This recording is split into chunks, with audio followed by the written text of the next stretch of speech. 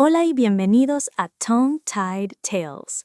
We read short Spanglish stories slowly and clearly to help you train your ear and pick up familiar Spanish words.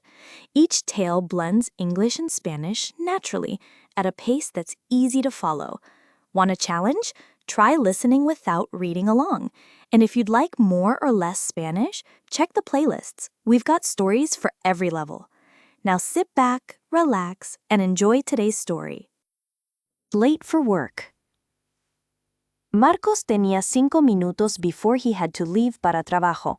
The clock on the microwave said 7:55 a.m., blinking like a warning.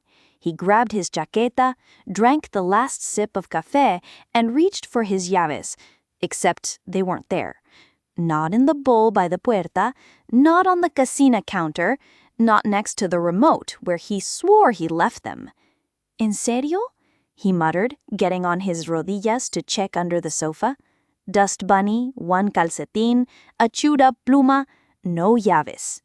He checked his pantalones pocket. Nada. He patted his chaqueta. Twice. Then he checked the bowl again, like they might suddenly aparecer. ¿Dónde están? He said, now opening the refrigerador for no reason. The fridge? He shut it, shaking his cabeza. Marcos paced through the apartamento like a detective. He checked the baño. He even opened the basura. Still nothing. His telephone buzzed. Meeting starts in 10. Don't be tarde. Perfecto, he groaned. He threw off the cojines and stared at the cielo like he needed divine help. Esto es una locura.